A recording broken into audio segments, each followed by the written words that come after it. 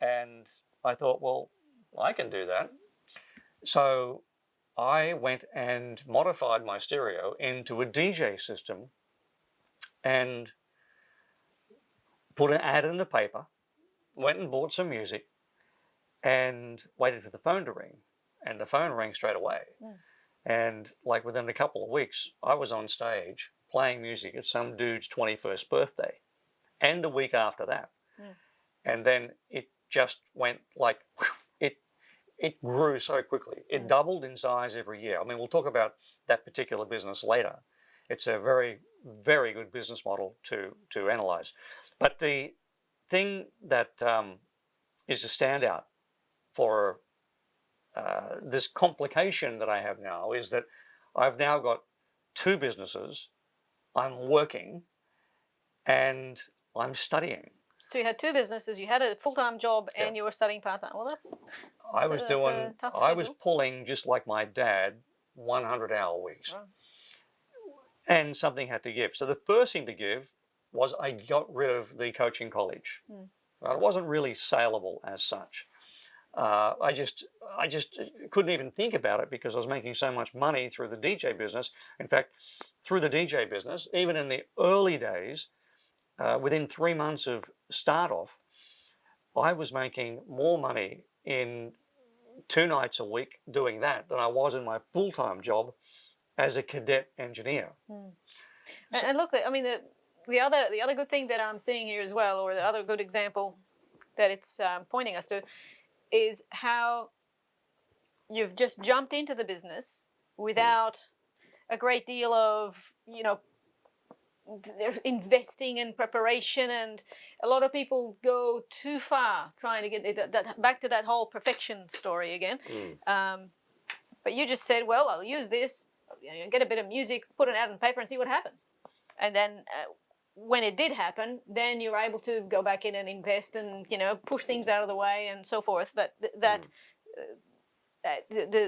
aspect of jumping in with a small amount of risk, there wasn't really that much to lose. Well, the risk was that I'd have an unhappy customer, and I wouldn't have the music. We would all have that risk if we, I was no expert.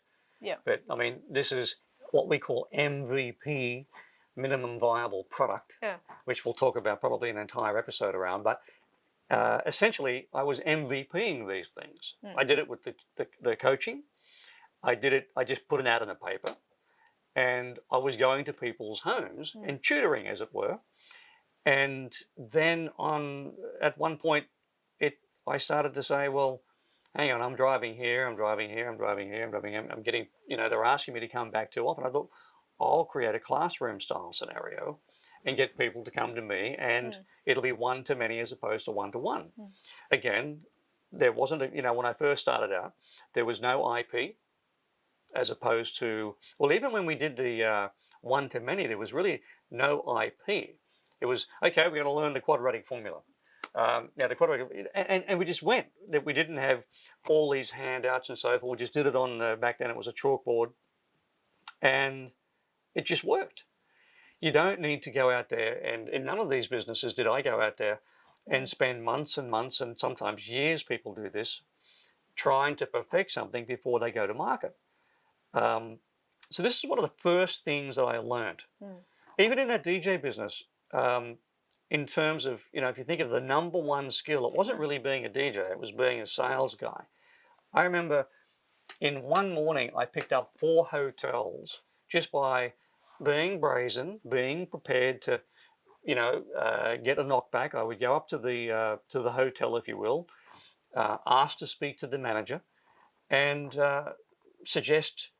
I'd ask if they had entertainment, and even if the answer was yes, I would say, would you consider an alternative? Or actually, I wouldn't word it like that. I'd say, how about I come here and do one night on a night when you haven't got someone else here, and I won't charge you, and let's see what the results are. And normally it was people would pitch that based on simply price, or a leading question where they'd ask, would you mind if I come here and, look, I'll tell you what, I'll do it for half price, see what you think. I would go in there and plant or frame the whole argument around let's see how much money more across the counter you get in takings, you know, selling liquor, as it were, not talking about my fee or anything else, compared to when I may, you know, wasn't there. And I did that. I got those 4 hotels in one morning. And what was my biggest problem? You can't make more of you, can you? Well, yes, but all of a sudden, yeah, that's right. I've now got too many customers. Or you need to make more of you to expand, really. Correct. Yeah. But I got too many customers. What do I do now? So again, the same principle where go and get the customers and solve the problem later. Yeah. You know, it's not like I had to be there next Friday. So, you know, I was speaking to someone only yesterday. True story, you don't know this, just like you don't know some of these things. He runs a business in freight. And he said his biggest concern was how, you know, I'm worried that what happens if I get a big order, I'm not going to be able to pick the goods up. Won't be enough time, or won't be enough room in the truck, or whatever the case may be. And I said, well, worry about that problem when the problem arises. I said, in the meantime, go out there, start prospecting, knocking on as many doors as possible. Yeah. Place an ad in all of the relevant Facebook groups and look for people who may be available or looking for part-time work, who are doing work currently which is not time sensitive. And they've got to be owner drivers, and see and flush the market out and see what's out there. And that thought never occurred to him. So you know what he's doing today? He's now putting ads up. He'll be getting messages from people because that market is saturated. His truck is always full, pretty much. And he's not making enough money to make it a viable enough business. He has to scale. And the way to do that is by using other people who are not as brazen as he will be or is. Don't have his persona, or, and if he, you know, even if right now you feel like you're not that type of person that will go out there and knock on doors, these are skill sets which are transferable. They are things that you can pick up, and certainly in terms of getting good at that, we'll do a whole lesson, if you will, or an episode just on getting really good at getting out there. And in his case, you know, he didn't see himself as a salesman or a salesperson. He saw himself as a truck driver. See, this, again, that's another big lesson, I guess you could say, in the prioritization of the work, because I've seen people go, again, I guess it keeps on touching back to that perfectionism thing, but it goes in different ways, in different directions. I've seen people spend enormous amounts of time trying to automate and find all these ways of improving the workflows, and they haven't even got one phone call coming through. That just tells me that their priorities were completely upside down. Let's just get the business flowing. Let's get the sales. Put sales first. That's where the money is coming in. Then when we've got too much business to deal with and we need to get better at the workflows, we get better at delegating, get better at, you know, scaling, then we have to tackle those subjects when we get there, not to start off with. Sure, have a few ideas, like you said. He already had some business coming through, but he was too scared to go up to the next level. So go around, you know, have a look around at what options there are to delegate, to offload, to outsource, whatever it takes. But let's just not start with that. Have that in the back of our mind as part of expansion, but we don't want to put too much effort and too much energy into that. We haven't got the time. Our priorities are bring in the business and then optimize, you know, systemize, and all of that comes as a second step after that. So. Anyway, we have jumped the gun with respect to episode 1. That's a bit of history of where I come from. So Tala, tell us a little bit about where you come from. I don't mean the country where you were born, but you can mention that as well, because that's interesting. But tell us a little bit about your history. Well, my history is not as colourful as yours. Probably more colourful. So you know, I grew up in a family of engineers. I had mechanical engineers all around me, okay? And you're a mechanical engineer, so I'm surrounded by them. I'm a mechanical engineer as well. Just for the record, there's no academics in my family or my extended family. I'm the only academic, I think, that went past year 9. Yeah, okay. Anyway, so... no relevance to that. Yeah.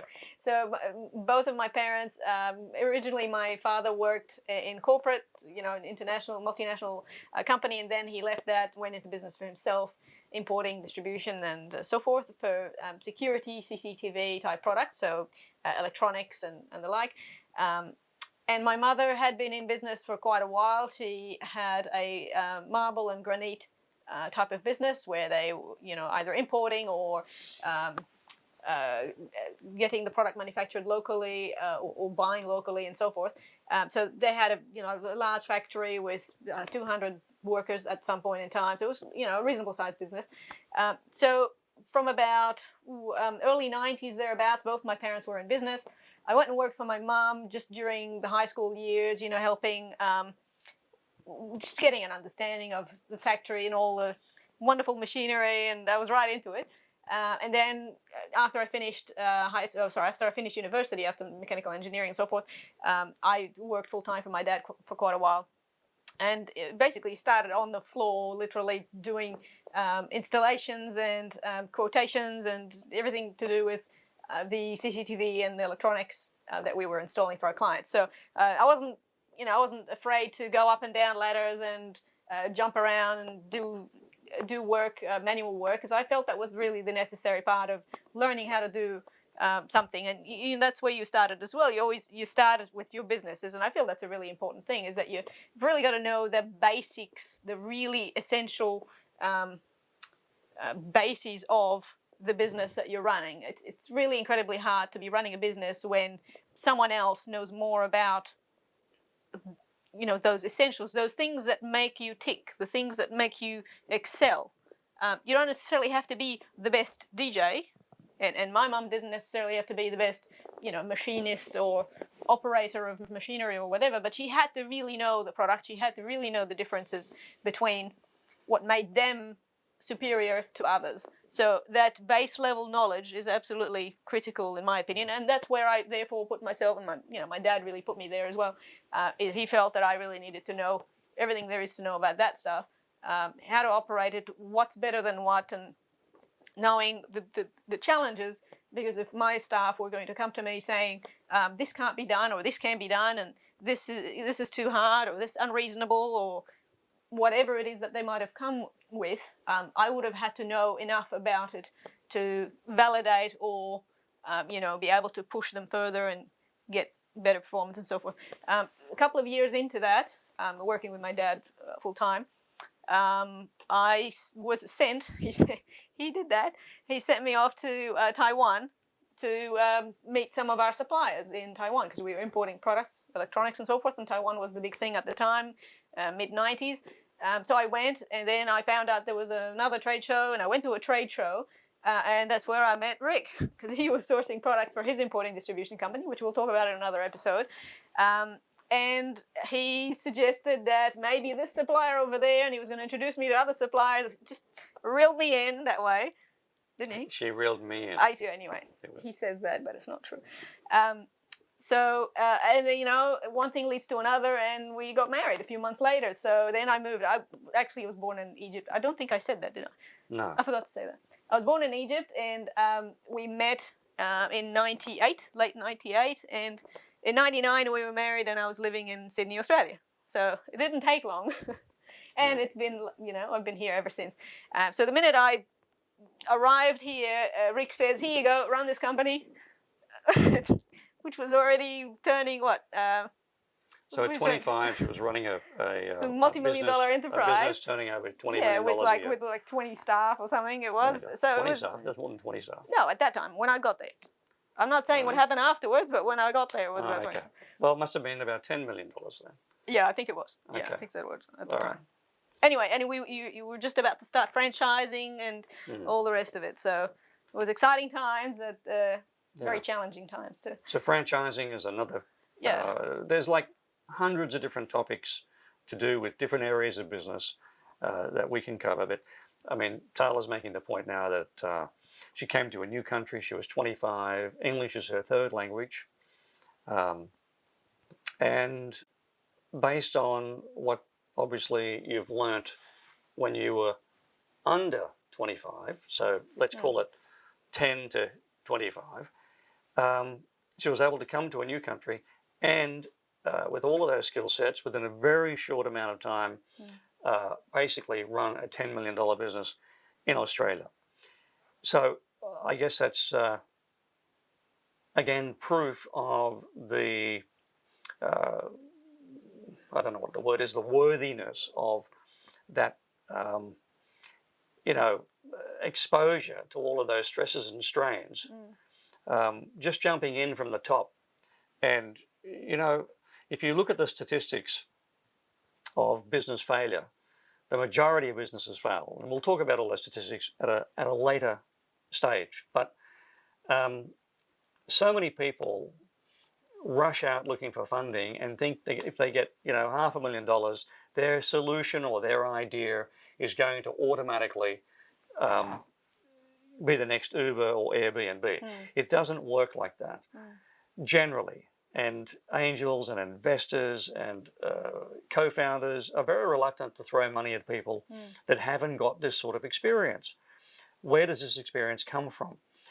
So it's, in a sense, we've both had a similar Can I also say, upbringing. Rick? Yeah, before, I totally agree. And, the whole hard work thing, I totally agree with you. And that was also exactly the same way I was brought up, is you work your backside off, and only then do you get the results. There is none of this easy come, easy go stuff. But it's something that, has come, or that I realized later, is one of the things that took me longer to get results with your businesses is that, as in, what were at the time your businesses, which became my businesses as well, the lighting and audio, importing, distribution, all of that, is it really slowed me down at the beginning, and I didn't quite realize it at the time, is that I did not start as far, at the bottom as I should have really. Like you ideally, I should have really started on the shop floor, dealing with customers and understanding that those dynamics better than I actually did at the time when I started. I had all the electronics, installations, all of those experiences I had from the businesses that I was in before. But really, if I had just spent a year doing all the base level jobs within that business, I probably would have it would have saved me a hell of a lot of time. And it would have also given me more credibility with the staff, with the team members, which took a lot longer at the time. I was just this 25-year-old girl that just shows up and says, okay, I'm going to run the place. It took a lot longer for me to get the results. And I believe that if I had, spent that 1 year at the beginning getting those foundations clear and even just having the confidence in myself to know that I have those the capacity to make the better decisions or to judge and so forth, I believe that would have got me a lot further or a lot faster to get the credibility and the direction and the strategy and so forth. So I would strongly recommend that to anyone, is just start at the base level, even if you feel it's wasting your time, but it's never a waste of time. Very That's good. that.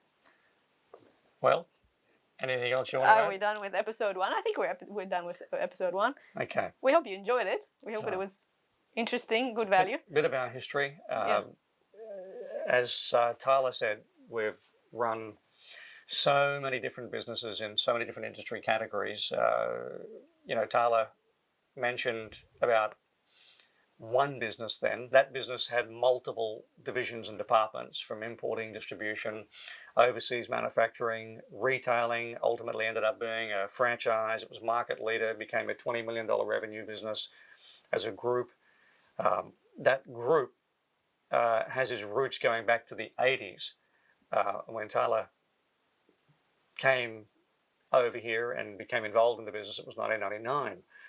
So it's still going today, 20 years later, and in 2018 it was sold as a group by us. In fact, a number of the businesses which I've been involved in are still running today, which go back even 35 years. They're still going. So, that's a reflection of systems. It's a reflection of goodwill, concepts, branding, and some of the people that have been involved in those businesses going back to even the mid-90s are still with the business today. Yeah, that's true, actually. And they went with the business when it was sold as a group in this particular business we're talking about right now. So we must have been doing something right. We did more things wrong than right, but some things were right. And it'll be hopefully a lot of fun to share those things with you and in hindsight, but they have certainly come at a very, very high price and lessons which we hope that you can take away from and put them into practice. That's a bit about our history, how we got here. I've jumped a whole heap of hurdles. A couple of things I need to talk about in later episodes in between those first couple of years in detail, especially the entertainment business. Yeah. So, I mean, we're just really in the first few episodes, we're laying out, I guess you can say, the skeleton of what happened from start to finish. But as we move through the episodes, we'll go back and zoom in into the different situations and different stories, and take those, take them closer and look at them closer and give you a bit more detail and flesh it all out as it goes through. But we really feel that we need to give you a general story of the big picture of what happened from start to finish, and then we will move through the detail. I think this is going to end up being like 1,000 episodes at the number of stories that we've got to tell. So here we go. So we haven't planned these sessions out. We haven't even planned the topics.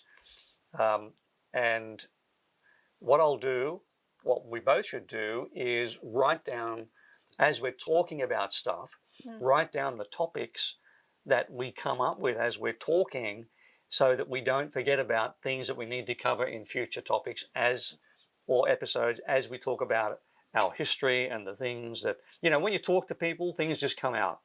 I find that some of the best ideas I come up with are as a result of simply talking to somebody. And that's, so we're not professional actors. We're not super cool on video or camera. That's not our bag. So, this is as authentic as it gets. And we're not going to try and be, pretend that we're professional at this. Quite frankly, who gives a rat's? It's not about that. It's about the content and people learning from our mistakes and the good, the bad, and the ugly, as we said earlier. And hopefully, sometimes we'll be talking into the camera and we're going to stuff it up. You know what? We're not even going to bother editing that stuff out. So, well, at least most of it. What you see is what you get. We might edit a few things out if it's really horrible, but we'll see how we go. So that concludes episode 1, and that was a one-take wonder. There's been no retakes of anything. Hopefully, in terms of what we're doing on the camera is good enough to get the message across. So until next time, we'll see you then. Bye. See ya.